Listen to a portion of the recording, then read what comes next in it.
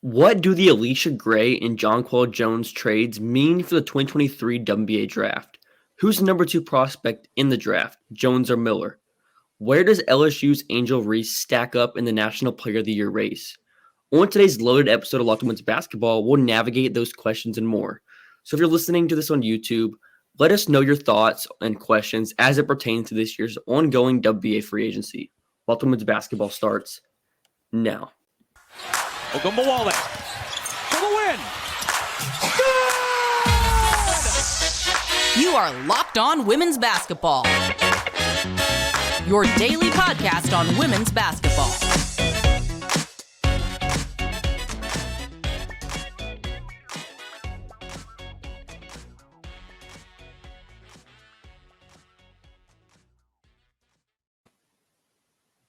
Welcome. You're Women's Basketball. My name is Hunter Cruse, and I'm the Saturday host covering the WNBA Draft and college basketball at large. Thanks for making Women's Basketball your first listen every day. And remember, Women's Basketball is free and available on all platforms, including YouTube. Today's episode is brought to you by LinkedIn Jobs. LinkedIn Jobs help you find the quality candidates you want to talk to faster. Post your job for free at linkedin.com/LockedOnNBA. I'm joined by my co-host Joshua Welch. Joshua is a women's basketball content creator and can be found at ENFP_hoops on Twitter. So, Joshua, we'll start off with just the two biggest trades we've seen so far in the WNBA offseason. First and foremost, Allisha Gray was traded to Atlanta for the number 3 pick. This trade hasn't been pending trade. I have to make that clear. Pending trade as we record this episode on Saturday at 1:16 Eastern time. But the pending trade right now is Allisha Gray to Atlanta for the number 3 pick in a future first. We're unsure what year that is and when that conveys, but 2022 or 2025 has been like the verbiage so far. So what do you think that means for the draft? Because Dallas now has a number 3 pick, or in this discussion, we'll assume that they have the number 3 pick. Yeah. What do you think that means for them? I honestly do not have a clue about the Wings, but they have a potential to bring in a really solid prospect, and we're going to be having that debate in a second on whether it will be Haley Jones or Diamond Miller. But I don't know where either of those players fit into the lineup just with all the questions they have in their backcourt. Clearly, they have enough front court players that they can stop there. But yeah, I don't know if they're going to have Mabry back. Obviously, Enrique and then Burton, but where Miller and Jones would fit in that lineup, and if they would play as big of a role, like in Atlanta, like they were going to have a chance to start. Like I don't see that in Dallas, like because I think they are going to make some moves to replace Gray with having the cap space. So I don't know. How do you feel about a lottery pick coming to Dallas?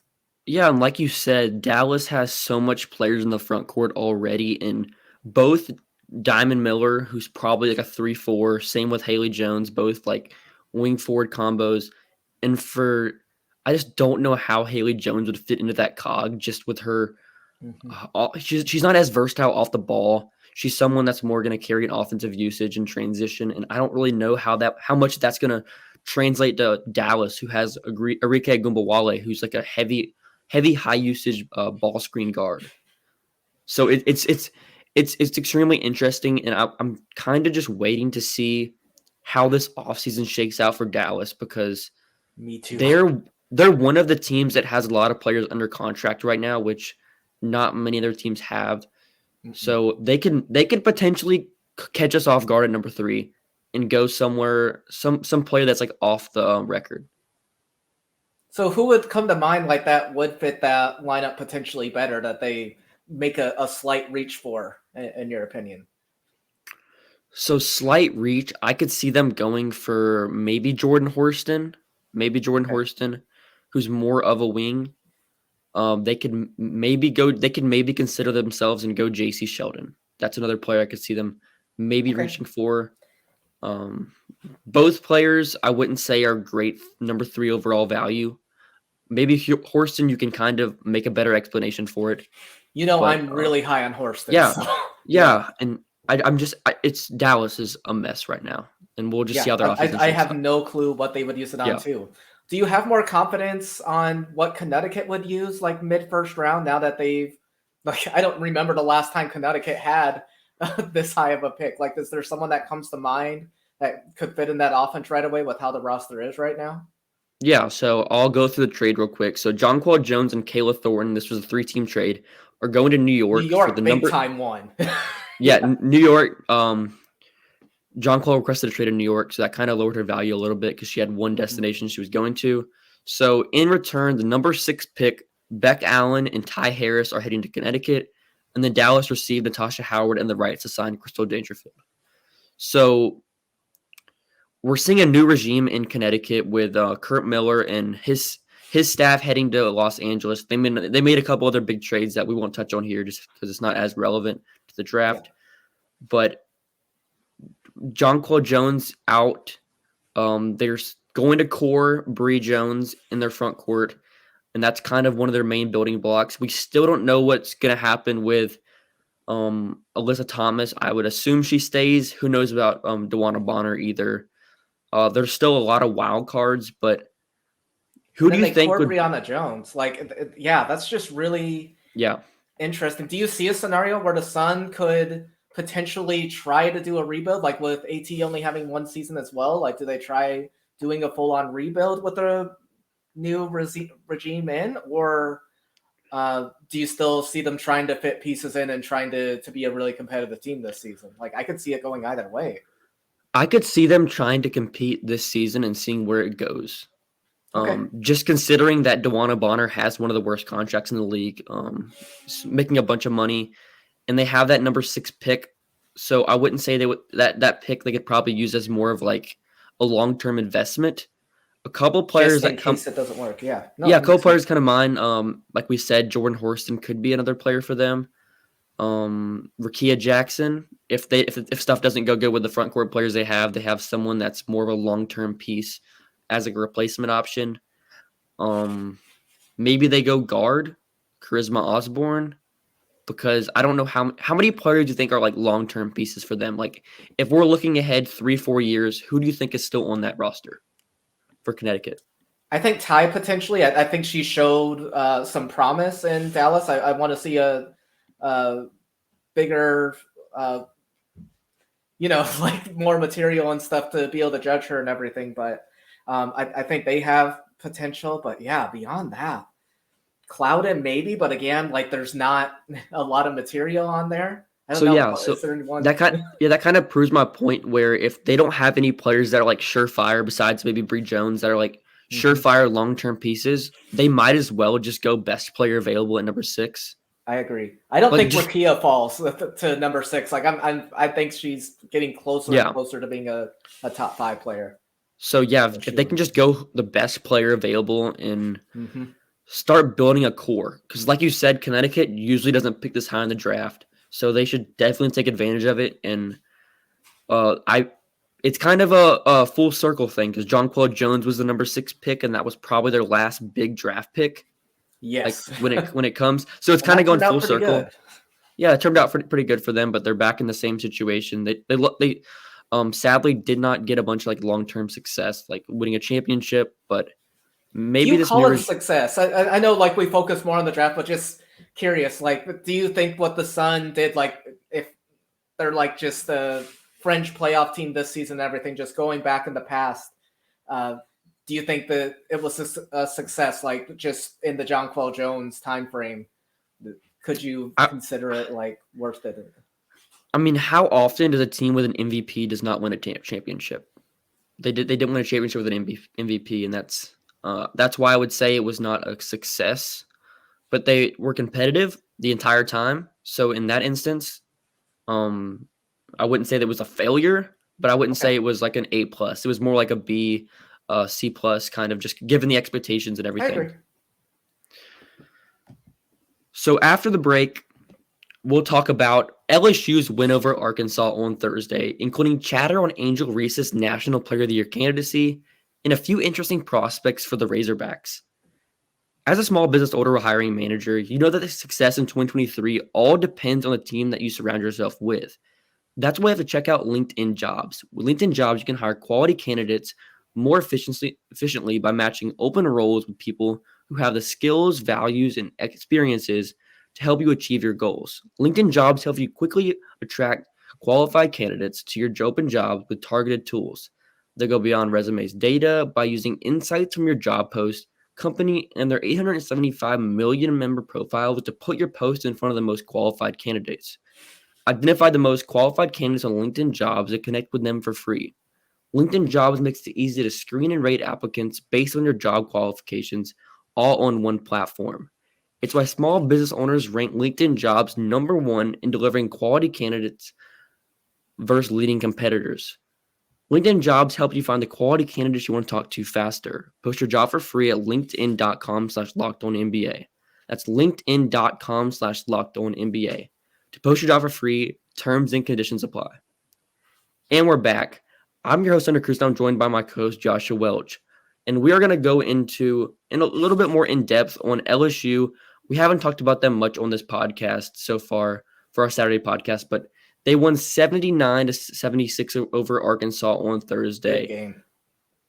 And if we're pulling up the stats sheet right here and kind of what we can look at, Angel Reese, we'll touch on this in a minute, but Angel Reese, 30 points, 19 rebounds, 10 of 21 from the field, 17 total free throws. She leads the nation in free throws per game.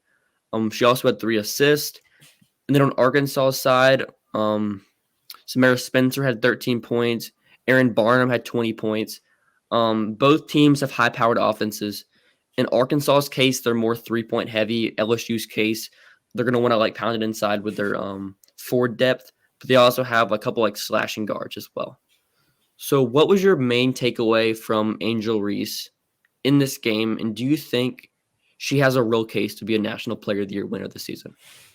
Great question. She's just someone... she was obviously dominating the stat sheet against the weaker schedule to just take it lightly on what LSU faced this season. But they won against the young Oregon State team right before the holiday break that had a decent front court. And now they played Arkansas twice, who I think it has one of the most underrated front courts in the SEC. And both times she just had really impactful games.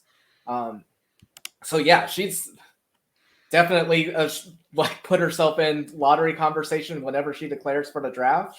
As far as National Player of the Year, she's definitely top 5 for me. But as far as competing with Boston, I would need her to put up these same numbers against Tennessee and South Carolina when they play those teams. She still hasn't faced up against those SEC powerhouses yet. So before I consider her completely in the race, I want to see her play at this level against those teams. What about you? Are you more thinking she has a resume to be in the conversation?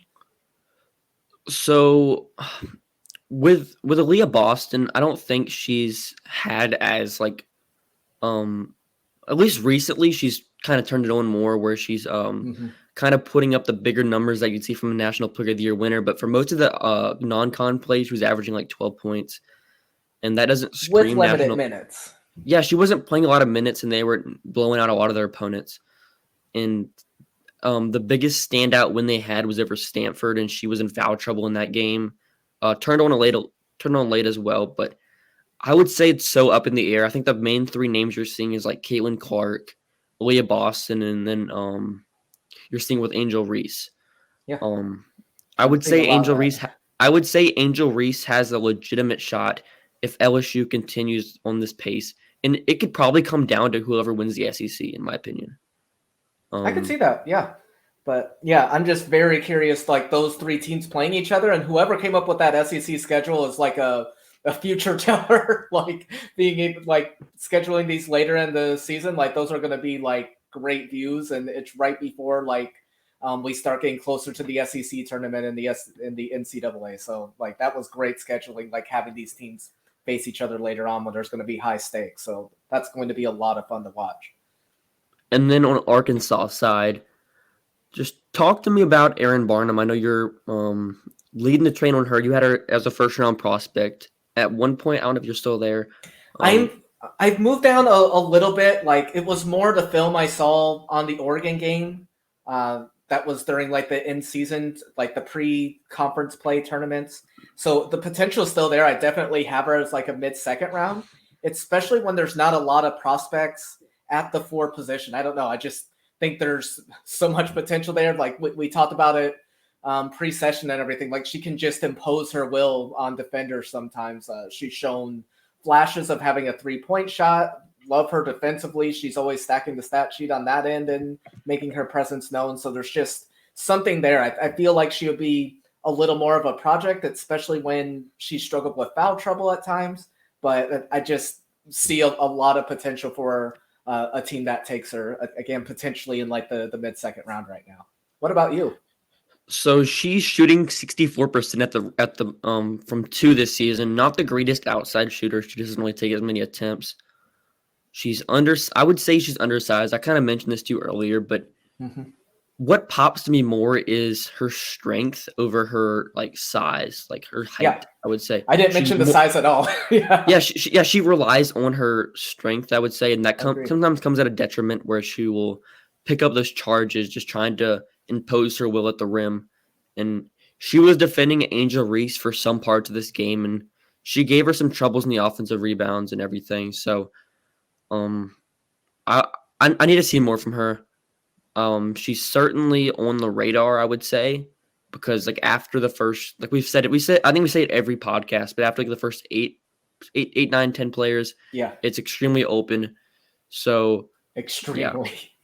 You're not going to hear much complaints from me on like if you have a certain player at 10 and I had them in the second round, I'm like there's not a lot of distance separating those players. So yeah, I would agree. Like 8 is probably a good number on players I feel comfortable being in the first round. Yeah. Another player for Arkansas is Samara Spencer.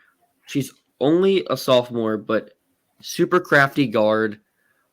She's sort of that Mike Neighbors point guard where she's going to have the ball a lot in her hands. She takes 12 shots a game, 5.7 attempts from 3, like 95th percentile. It's super weird with her free throw efficiency, given, I think, her solid touch and craftiness around the rim. So where are you at on her game? I know she's had a couple of big performances this season. Yeah, I've talked about her a few times on this pod. Like, yeah, her ceiling is definitely being a potential lottery pick. Just the things she pulls off in games sometimes. It's her athleticism and just her skill level is just off the roof. Like, yeah. I'm curious to see what development she makes. Like, as you mentioned, throughout us doing these sessions and everything, like in the WNBA, we get 4 seasons of these players. So I'm just excited to see where she progresses her game. Like Arkansas is a team that has a lot of good young stars as well. Like she's going to be playing on a competitive Razorbacks team. It should be like her whole college career. So yeah. And we talked a little before too on like, we have like a more general idea on like where we see prospects.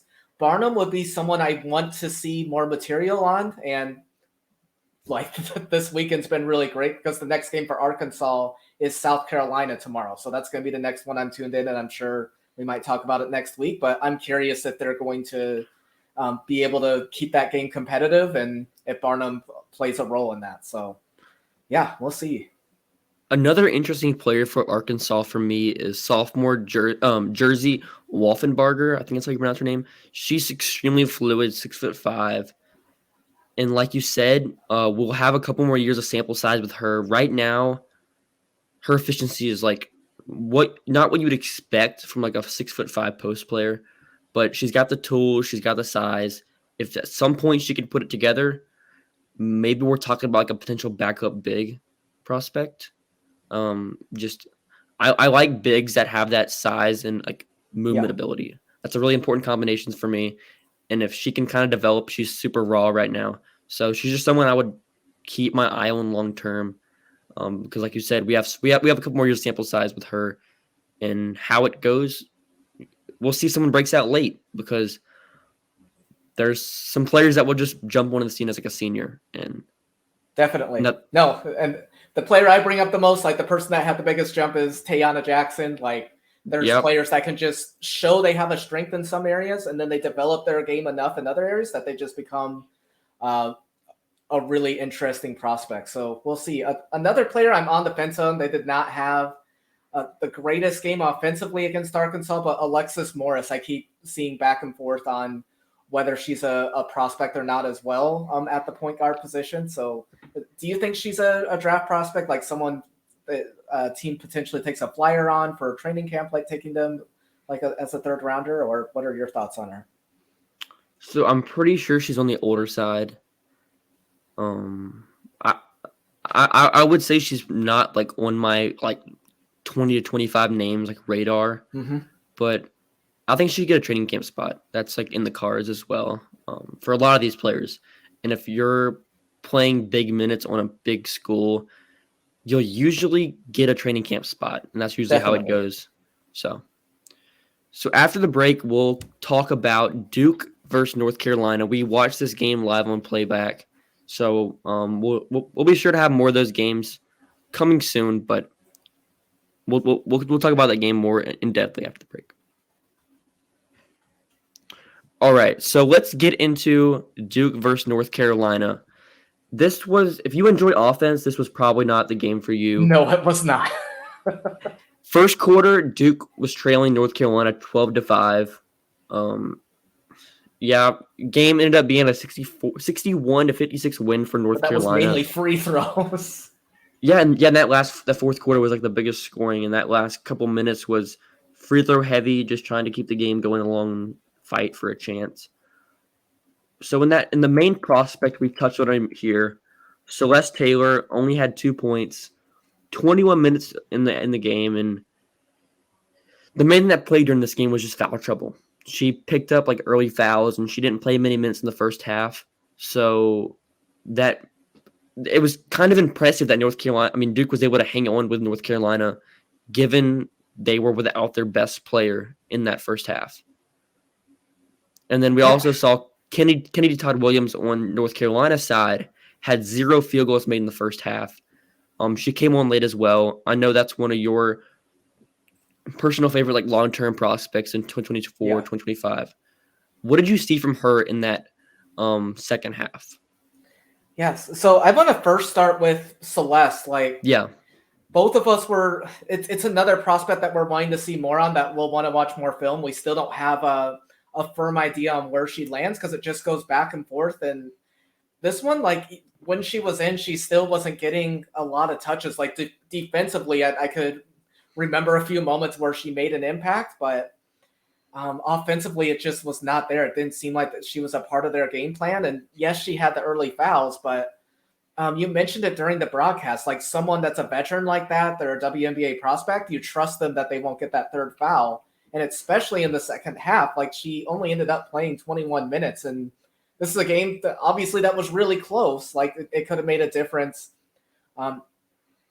having the ball more in her control and seeing what she could do. It was just really fascinating. It just makes it hard as a prospect, like this big of a game, like it's their biggest rival. And she's not like the main component of that offense. So, man, I was on the fringe of her being a first-round pick, and this honestly moved her to the second round for now for me. I don't know about for you. But, yeah, it's just hard when there's a game like this and they don't make as big of an impact as you would like them to. And with Celeste's game, I was really hoping we'd see more impact from three. And I believe she only took 2 3-pointers in this game. Yeah. It was rough from the standpoint that I thought Duke would give her more of a leash in that first half. Mm-hmm. I feel like that really took her out of her rhythm. I mean, she could have got something going before halftime that would have been big for momentum in that game. Because it just felt like Duke was just kind of holding on going into halftime instead of like trying to really make a push to like get ahead in that game. Because I think I mentioned this on the broadcast as well when we were watching it. Celeste hasn't fouled out all of this season, and she's one of the more active on-ball defenders. So just to not pick up a bunch of fouls just shows how disciplined she is on defense. So I kind of expected her to have like a larger leash. I don't even think she's picked up 4 fouls before this game either. So, yeah. And then another player that was like one of the bigger names in this game was Deja Kelly. Mm-hmm. She didn't have the greatest first half either. Some of the finishing struggles were out there. She's sub 50% at the rim this season, but she was extremely active on defense, forcing turnovers. The anticipation was also good. And she had a couple big shots to end that fourth quarter with her mid-range. Yeah, shot her creation. mid-range game. Yeah, that's the Yeah. thing that is her bread and butter right now. Like she'll look for more efficiency, like you said later on. She's great at getting to the line, but I love the blown kiss when she knocked down a clutch shot later in that game. Candy Todd, like you mentioned, struggled in the first half as well, but came together. Like you said, she's got very interesting range, and there's not like a set spot for her this season like there was last season. Like she's shooting in like multiple areas. Like you showed me like her shot chart before the game, and yeah, she's just really intriguing and just one of those players that makes an impact in multiple ways, but it's still figuring out where they stand as far as next season. But good thing for us, there's a lot of time before that to evaluate and everything. But yeah, what are your thoughts on Candy Todd Williams? So yeah, her shot profile was very diverse. She doesn't have like a couple main spots. She really will take a shot anywhere on the court. I think she's interesting because a couple of like big time corner threes in that game as well. So she can kind of do a little bit of everything from the standpoint that makes her interesting as like a future like fringe first round prospect. So I think she's interesting. Another player for Duke that we haven't touched on yet was Cheyenne Day Wilson. She a 5'6" sophomore guard from Canada. She had 24 points, 13 of which came at the free throw line. So there was a big game for her. What did you see from her in this game? I think she kind of went under the radar heading in. Last season, like she had like a bigger role, and it was surprising to start the season her not getting as much minutes or being a part of the offense. So it's nice to see Duke focusing more on her and like her being a part of the game plan. Like, yeah, definitely potential there. I still want to see more, but she's had some big games, had obviously like kept Duke in it, especially when they went on like prolonged cold streaks. Like she was just there to hit clutch shots for them and keep this in this. I thought she was a huge part of this being a competitive game. It could have gone ugly without her, uglier than the game already was. So yeah, I'm impressed, and I definitely want to see more from her as well. So do you think Duke and North Carolina are like big contenders in the ACC to win the conference? Like, where do you think they stack up against like the rest of the field? The ACC is just wild. I don't know what's going to happen. Like, it's just really competitive. Like Florida State, obviously, with adding Latson, it's just all come together there. Like, they're competitive. Virginia Tech, obviously, with getting Owusu back, like that's a huge deal for them. Duke, that like this was their first loss in ACC play. North Carolina started off 0-3, but like they have big wins now against Notre Dame and the one recently against Duke. So NC State too, they've gone up and down, but like they have the star power to make things interesting as well. Louisville is sneaking under the radar and has put together some solid games recently too. It's just jam-packed. Is there any team for you that's standing out that could win the conference right now? Or I would probably say the easiest pick, if I had to pick a single team, it'd probably be Notre Dame. They have Olivia Miles, who's, would you say is she the best player in the conference? Where do you think she stacks up against like the best player in the conference? Ooh, that's a good question. As a prospect, is she the best player? It's like you could say Latson's like the more valuable player to her team. I think it's kind of like I still want to see more because there's times where like the UConn game, for instance, like there was the foul trouble and everything, but the potential's there. I can't wait to see more. Yeah, I don't know. I think I would say Olivia Miles is the best player right now, out like freshman through senior. I think she is the best player. Would you agree, or is there someone else that you would think is a better prospect in the ACC right now? I'm curious. Yeah, I would say Olivia Miles is probably the best, like in terms of like being most valuable contending team in the ACC. I think Florida State's certainly an interesting team with Latson. They're 17-4. They have the most wins in the conference, but it's still super close because Duke's 6-1, North Carolina's 4-3 in the conference, but they've won 4 straight, which is more than any other team in the conference. So there's just so many teams that I could see getting back into the fold as contenders, like to win the regular season title ultimately. And really quick, just a side subject, like it's just been talked about and everything. What's your opinion on being able to talk smack talk? Because I feel like Olivia Miles would definitely be on that list of players that would like have more emotion if she could show it on the court. I think she's a lot of fun, and I love like her competitiveness. Like that's something that I think is going to go really well in the W and everything like that. Just fire to win and do whatever it takes. But what are your thoughts on players being able to be more themselves and everything than quick whistles? Yeah, like in the two big games we talked about today, we saw with Angel Reese in the shoe. Yes, and her that was chatter. Incredible. Her chatter, and then also the blow the kiss with Deja Kelly. I mean, those are the main moments that I think is big for women's basketball. I mean, just seeing that swagger can definitely go a long way in like social media, because I would say most people wouldn't see like, oh, it's a highlight. I think those are the major moments that are going to show like personality and can really grow brands. Like when it comes to, I agree.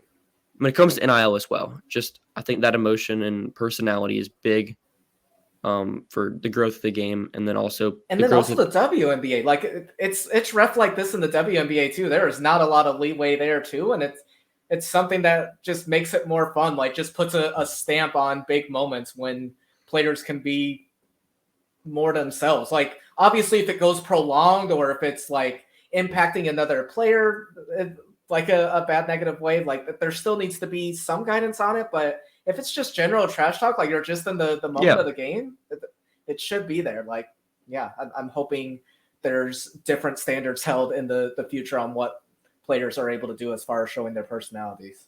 There's a lot more unity, I would say, in the WNBA, just because a lot of the players have played with each other, just because there's only 12 teams, and most players end up playing for 3, 4, 5 teams in their career. So that unity is a little bit different than college, where you're playing the same teams every year. Like, I guess rosters are changing with just the transfer portal and everything, but generally the main players will end up staying around for like prolonged periods of time, given the draft rules, having to stay in college.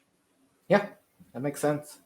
So thanks for making Locked On Women's Basketball your first listen today. Now make your second listen Game to Game NBA. Every moment, every top performance, every result, Locked On Game to Game covers every game across the NBA with local analysis that only Locked On can provide.